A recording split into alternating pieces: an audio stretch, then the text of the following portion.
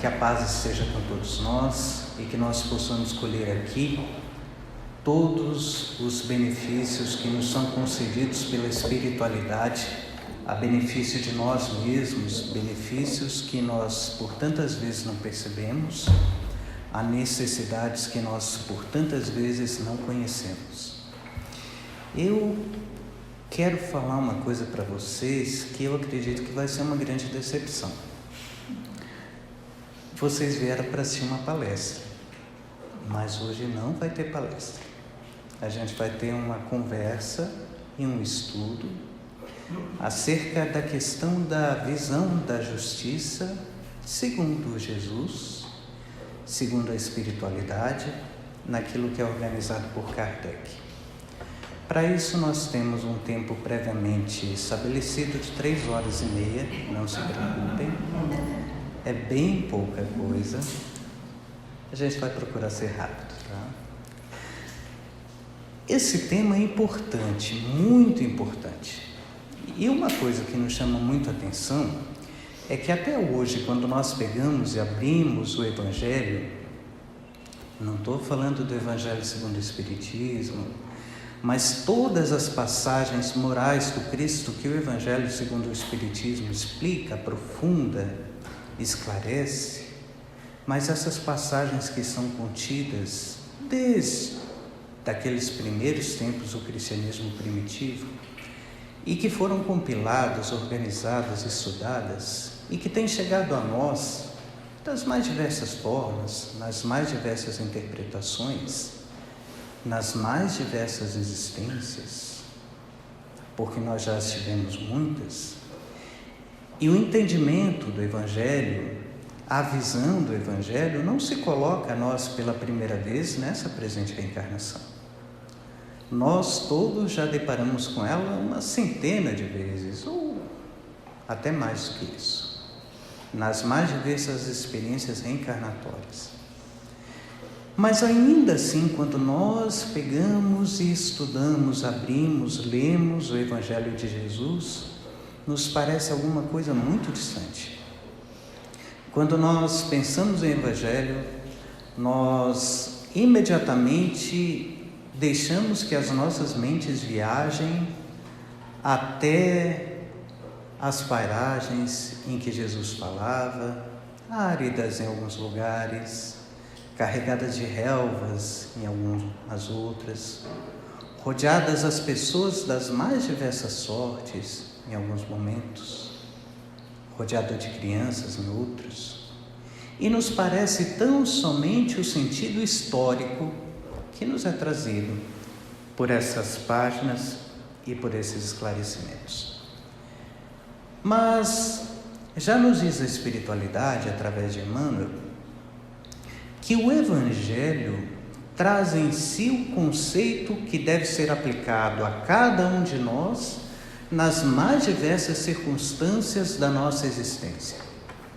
E que, dessa forma, quando nós nos deparamos com o Evangelho, não sendo apenas um objeto histórico, mas algo vivo, e nos disse a espiritualidade certa vez, que o Evangelho é a carta magna de Deus aos homens, enviada aos homens, esclarecida aos homens por Jesus, que pode e deve ser adaptada a cada uma das circunstâncias da nossa existência. E a questão da justiça não é diferente.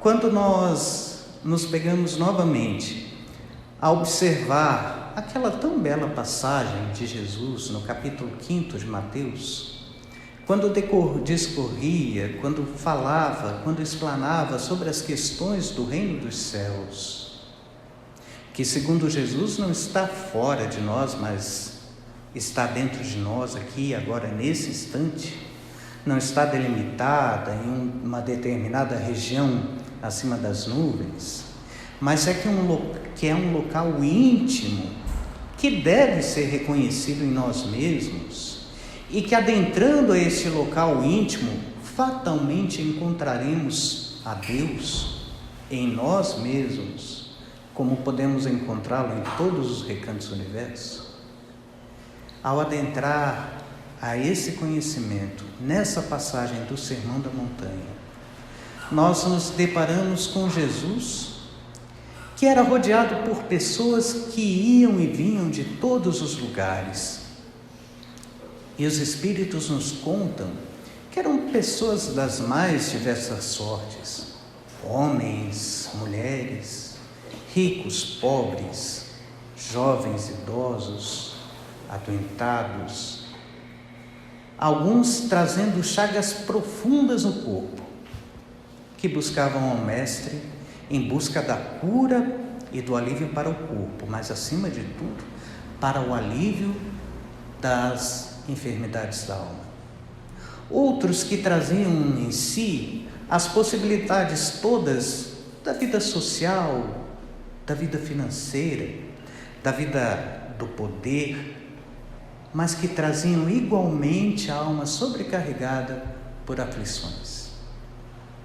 E ao presenciar esse quadro, nós conseguimos deparar a nós mesmos, e por isso a informação de que as palavras ditas naqueles instantes ecoariam através dos tempos até atingir aos nossos corações.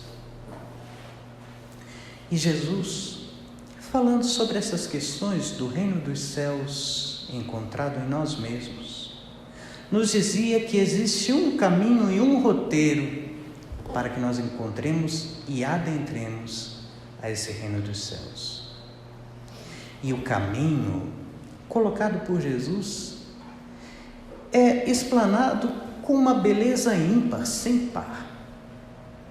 Porque Jesus nos fala das coisas mais simples, das situações mais simples, e começa a nos colocar uma série de questões, uma série de senões, uma série de avessos, nos dizendo: ouvistes o que foi dito, eu porém vos digo, e essas palavras transformaram o mundo.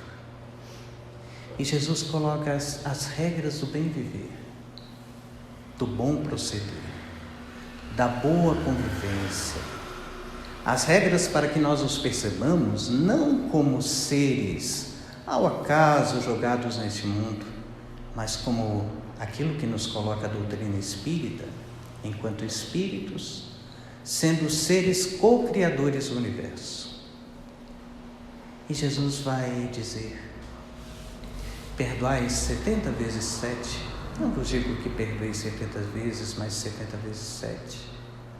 Amai os vossos inimigos, orai pelos que vos perseguem e vos caluniam. Se alguém vos pedir a capa, a túnica dai-lhe também a capa. Se alguém vos faz percorrer 1000 passos, andai com ele mais 1000. Nos dizendo que muitas vezes somente a partir do 1000º passo nós passamos a conhecer a pessoa, ao desenvolver conhecimento e entendimento daquela pessoa que jornadeia conosco na vida. E quantas vezes nós desistimos antes do 1000º, antes do 100º, antes do 10º passo. A vida, assim, naquilo que nos coloca Jesus, é trabalho incansável de convivência e de entendimento. E no capítulo 5 do Evangelho de Mateus, Jesus vai dizer àqueles que buscavam esse consolo e essas orientações: qualquer, pois, que violar um desses menores mandamentos, aqueles que havia colocado, e assim ensinar aos homens, será chamado o menor do reino dos céus.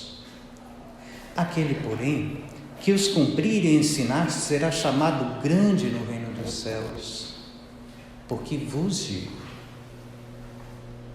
que se a vossa justiça não exceder a dos escribas e dos fariseus, de modo algum entrareis no reino dos céus. De modo algum entrareis no conhecimento perfeito de vós mesmos. de modo algum alcançareis a capacidade do desenvolvimento do aperfeiçoamento, que é o objetivo das encarnações, o objetivo da vida do Espírito. Mas quem eram os escribas e os fariseus? É preciso contextualizar para que nós possamos entender a colocação de Jesus.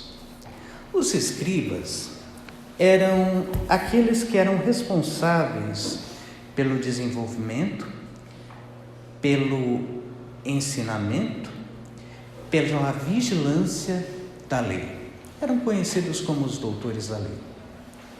Os fariseus, no entanto, não eram doutores da lei, embora a maioria dos doutores da lei, dos escribas, pertencessem ao grupo dos fariseus. Os fariseus eram chamados de separatistas, porque se colocavam no sentido daqueles que procuravam separar os costumes regidos, orientados pela lei, daqueles que não praticavam. E assim buscavam vivenciar a lei de Moisés através da exigência desses preceitos. Eram extremamente sabatistas, defendiam e exigiam que o sábado fosse guardado e que nada, nenhuma ação fosse tomada no sábado, que o sábado deveria ser apenas para um culto de adoração, de dedicação a Deus. Acreditavam em Deus, acreditavam na imortalidade da alma, acreditavam na ressurreição, mas os seus preceitos eram todos baseados na tradição escrita, embora muito mais fossem observados os preceitos da tradição moral. De forma que qualquer um que se colocasse em oposição ou com um pensamento, um entendimento diferente daquele que era trazido pela lei na sua tradição oral ou escrita, estaria sendo colocado como indigno ou impuro. Mas apesar disso, eles vivenciavam uma aparência toda exterior, de sorte que existia entre os judeus um ditado que dizia, um conceito que dizia que se 2 homens adentrassem ao reino dos céus, um seria escriba e o outro seria fariseu. Mas vejam bem, Jesus começa a trazer conceitos totalmente diferentes de justiça e entendimentos diferentes da lei. Embora ele mesmo dissesse que não estava no mundo, que a sua missão no mundo não era destruir nem a lei, nem os profetas, mas dar-lhes cumprimento naquilo que nós podemos entender como dar-lhes entendimento, dar-lhes direcionamento para que pudessem ser perfeitamente vivenciados. De forma que, ao conhecer esse conceito que se 2 entrassem, um seria escriba e outro fariseu, Jesus começa a colocar algumas coisas que são bastante interessantes, que se fossem ditas hoje, muito provavelmente seriam censuradas. Muito provavelmente levariam a um quadro de perseguição, de prisão, como de fato aconteceu com Jesus. E Jesus colocava sobre os escribas, isso se coloca também no Evangelho, naquilo que é conhecido como os 8 ais, quando ele começa a dizer: mas ai de vós, fariseus, ai de vós, escribas e fariseus hipócritas, porque fechais aos homens o reino dos céus, e nem vós entrais, e nem deixar entrar os que estão entrando. Porque como os cultos e as ações eram todas exteriores, todas baseadas em ritos, em práticas exteriores, e aquele que não seguisse esses preceitos indicados pelos escribas, pelos fariseus, segundo eles, não estaria apto a adentrar no reino dos céus. Assim desencaminhavam muitos. Ai de vós, condutores cegos, pois que dizeis, qualquer um que jurar pelo templo, isso não é nada, mas que jurar pelo ouro do templo, esse é devedor, mais uma vez, às questões exteriores. Ai de vós, escribas e fariseus hipócritas, porque sois semelhantes a sepulcros caiados e pintados de branco, que por fora permanecem formosos, mas interiormente estão cheios de ossos de mortos e de toda imundícia. E aqui nós começamos a entender, quando Jesus diz a necessidade de se diferenciar a justiça dos fariseus da justiça de Deus. Se a vossa justiça não exceder a dos fariseus e dos escribas, não entrareis no reino dos céus. Porque embora aqueles que ouvissem Jesus naqueles conceitos e preceitos todos, abraçassem e procurassem abraçar aqueles preceitos, eles estavam sujeitos à influenciação desses doutores e desses fariseus. E o que nós vemos? Nós vemos em um determinado instante, em um domingo, Jesus adentrar a cidade, aclamado pela multidão, tendo um caminho todo forrado como destinado a um rei, nesse simbolismo, e em uma sexta-feira, menos de uma semana, em um processo totalmente difamatório, que procurava colocar que Jesus blasfemava, de que Jesus colocava em xeque a lei de Moisés e todos os costumes, cria-se toda uma série de narrativas, e os doutores da lei, os escribas, manejam, tramam para que Jesus fosse levado a um julgamento, em que, influenciados pelas próprias orientações dos escribas, os homens escolhem entre Jesus e entre Barrabás. E perguntam, quem querem que libertemos, Jesus ou Barrabás? E todos escolhem Barrabás. Vejam vocês que os tempos não são muito diferentes, porque existia aquilo que era politicamente correto, aquilo que se poderia falar, e aquilo que não se poderia falar.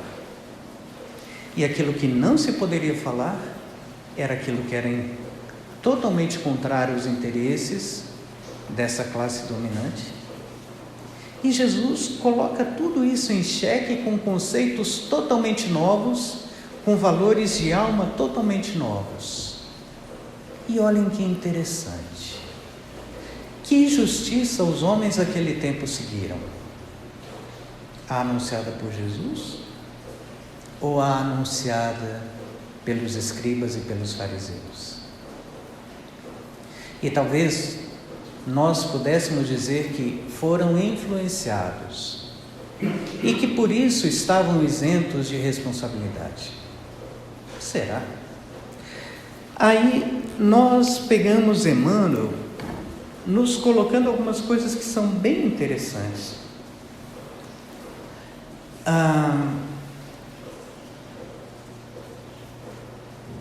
No livro Fonte Viva, existe um texto colocado por Emmanuel que analisa essa passagem da chegada das pessoas que iam em busca de Jesus. Muitos haviam que iam e viam e não tinham o que comer. E a orientação de Emmanuel é de que todas as estradas terrestres estão cheias dos que vão e vêm atormentados pelos interesses imediatistas, sem encontrarem tempo para a recepção do alimento espiritual.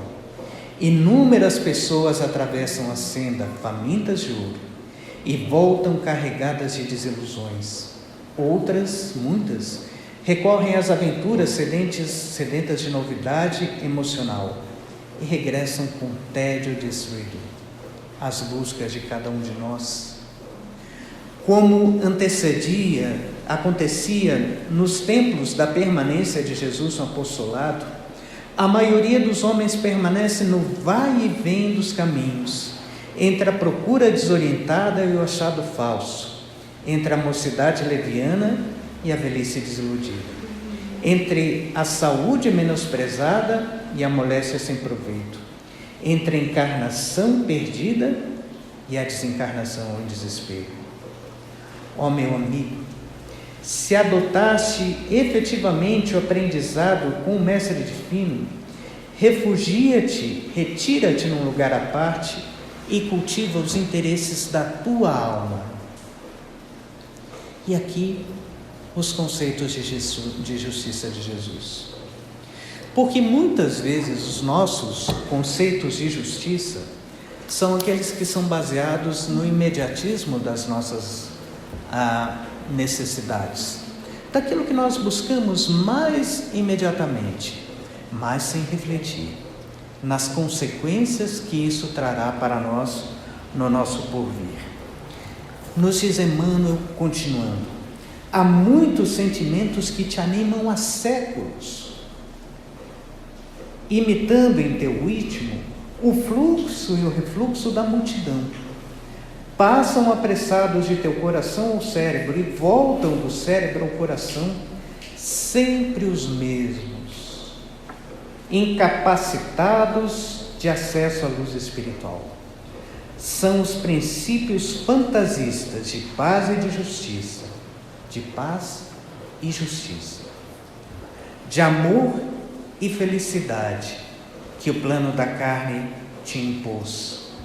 Em certas circunstâncias da experiência transitória podem ser úteis. No entanto, não vivas exclusivamente ao lado deles. Exerceriam sobre ti o cativeiro infernal. E o conselho de Jesus: refugia-te no templo à parte, dentro da tua alma, porque só aí encontrarás as verdadeiras noções da paz e da justiça, do amor e da felicidade reais a que o Senhor te destinou. A grande maioria de nós, na busca daquilo que nos é justo, entendemos que aquilo que nos é justo é aquilo que nos satisfaz, nos atende mais imediatamente, esquecidos de que a verdadeira justiça é aquela que procede diretamente de Deus, que a espiritualidade coloca como a grande inteligência suprema, a causa criadora de todas as coisas, causa primária do universo, e que sempre que nós nos colocamos em ação contrária a essa lei, nós acabamos sendo injustos para com o mundo e injustos para conosco mesmos. Porque Kardec nos vai colocar que no livro O Céu e o Inferno, sendo a justiça de Deus infinita, é mantida uma conta religiosa do bem e do mal. Não há uma única má ação, um único mau pensamento que não tenha consequências fatais. Não há uma única boa ação, um único bom movimento da alma, o mais leve mérito, numa palavra, que seja perdido mesmo nos mais perversos, porque é o começo de progresso. Toda falta cometida, todo mal realizado é uma dívida contraída que deve ser paga. Se não o for numa existência, sê-lo-á na seguinte ou nas seguintes, porque todas as existências são solidárias, umas mais do que as outras. Umas das outras, perdão. Aquele que aquita na existência presente não precisará pagar uma segunda vez. E qual o preceito de justiça colocado por Jesus? Aquele que nos coloca em sintonia com o perfeito amor de Deus. E todas as orientações de Jesus colocadas no Sermão do Monte, ou colocadas em todas as passagens, são orientações não para homens, mas orientações para espíritos. Todas as vezes que Jesus dizia: se alguém vos ferir a face direita, apresentar-lhe também a outra face, Jesus coloca nisso uma questão de justiça, porque nos coloca que é muito mais justo e perfeito vivermos segundo a lei, que é toda de progresso e que por isso mesmo é toda de amor, e que é toda baseada em compaixão. A justiça divina é toda baseada em compaixão. E se nós percebermos bem, toda a sorte de males que nos atingem e que nós sabemos que, se não são causados por nós na presença existência ou foram em outra, em uma passada, mas que pertencem diretamente a nós, porque nós somos sempre os mesmos, embora com outras roupagens, traveste dessa forma esse conceito a perfeita lei de justiça de Deus, que não castiga, não pune, mas oportuniza. E esse é o conceito de Jesus para a justiça. Esse é o conceito que Jesus faz o convite. O conceito de justiça dos escribas e dos fariseus era olho por olho, dente por dente, pagar com a mesma moeda, retribuir o mal com o mal.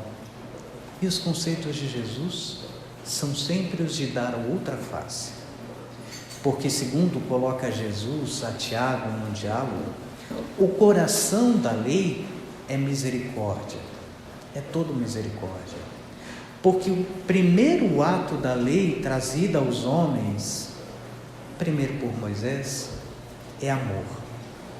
E Jesus, repetindo a Moisés, diz que o coração da lei, o centro da lei, é amar a Deus sobre todas as coisas e o próximo como a si mesmo. Mas, embora o conceito seja de misericórdia, nos coloca Kardec, a misericórdia de Deus é infinita, sem dúvida, mas não é cega. O culpado que ele perdoa não é exonerado, e enquanto não satisfaz a justiça, sofre as consequências de suas faltas. Por misericórdia infinita, é preciso entender que Deus não é inexorável e que deixa sempre aberta a porta ao retorno do bem. E para encerrarmos, nos coloca Emmanuel no livro Palavras de Vida Eterna. O governo do universo, Deus, é a justiça que define em toda parte a responsabilidade de cada um. A glória do universo é a sabedoria expressando luz às consciências. O sustento do universo é o trabalho que situa cada inteligência no lugar em que lhe compete. A felicidade do universo é o amor na forma de bem a todos. O Criador concede às criaturas no espaço e no tempo as experiências que ensejam para que se ajustem, por fim, às leis de bondade e equilíbrio que o manifestam. Eis porque permanecer na sombra ou na luz, na dor ou na alegria, no mal ou no bem, é a ação espiritual que depende de cada um de nós. E esse conceito de justiça, então, nos leva a um questionamento. Nós devemos, então, nos calar diante das injustiças que são colocadas no mundo? O Livro dos Espíritos traz uma resposta dada a Kardec que nos situa muito bem sobre esse ponto. Coloca Kardec uma pergunta interessante: por que no mundo o mal parece sobrepujar o bem?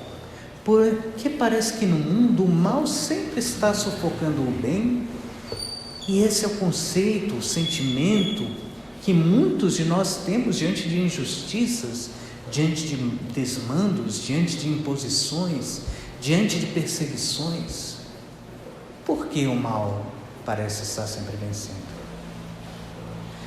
E a resposta da espiritualidade sobre isso, por que no mundo o mal parece sempre sobrepujar o bem, é a seguinte: porque os maus são ousados, os bons são tímidos. Quando estes quiserem, preponderarão. É tempo de nós analisarmos, porque por vezes, diante de uma expressão mais ríspida, mas que se baseia em preceitos de defesa daquilo que Jesus coloca, vida, família, perdão.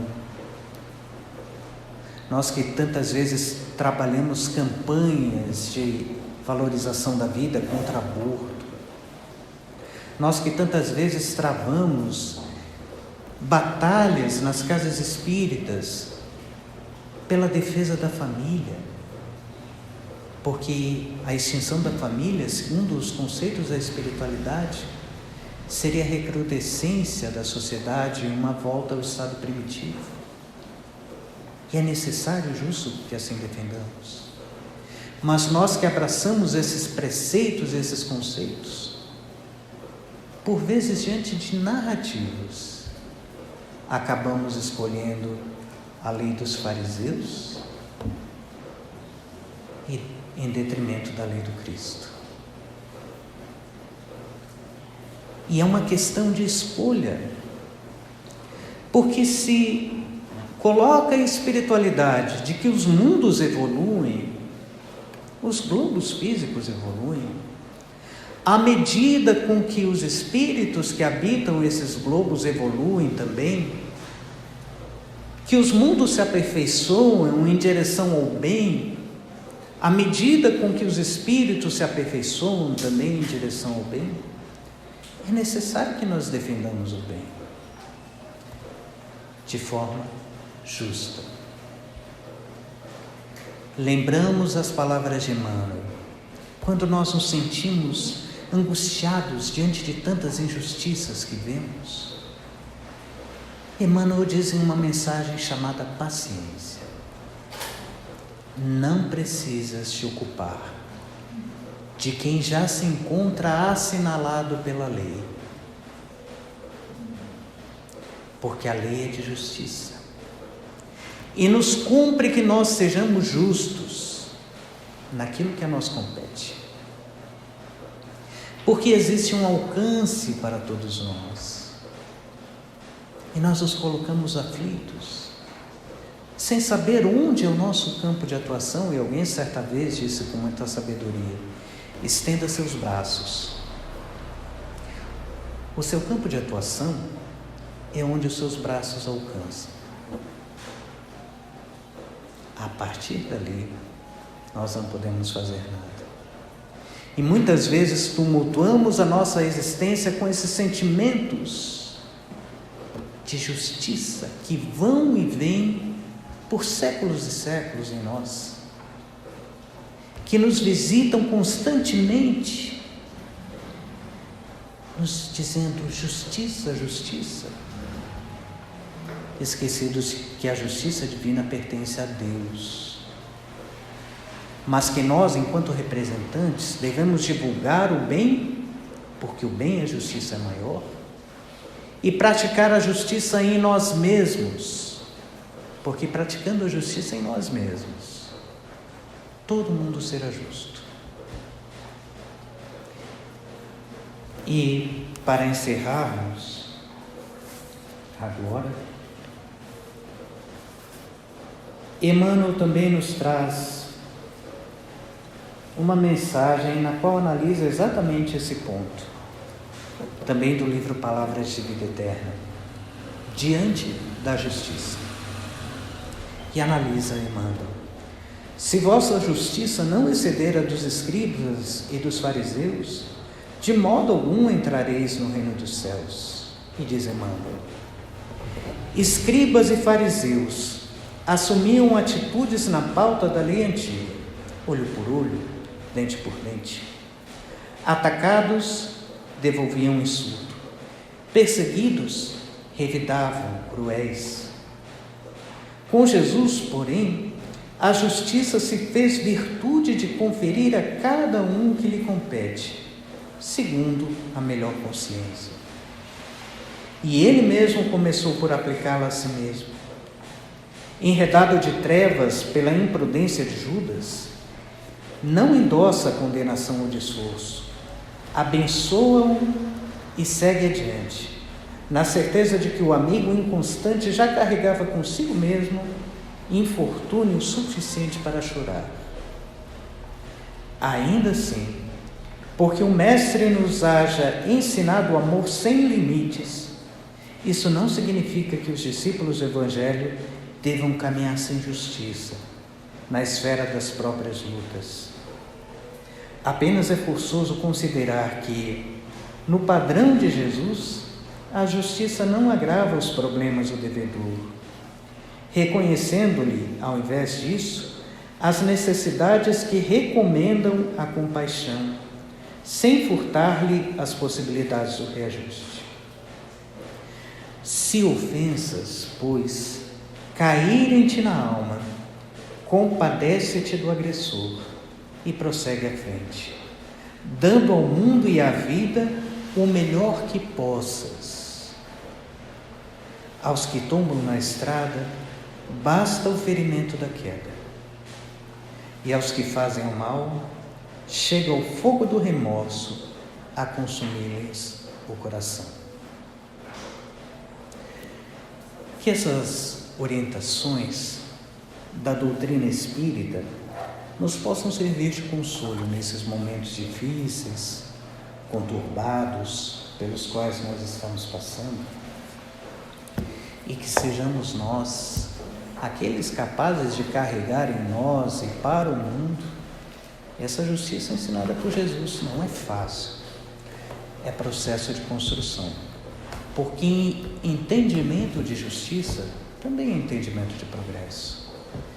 Erramos hoje, erramos menos amanhã, acertamos um pouco pior depois, acertamos melhor ainda depois, e assim a justiça se aperfeiçoa à medida com que nós nos aperfeiçoamos também.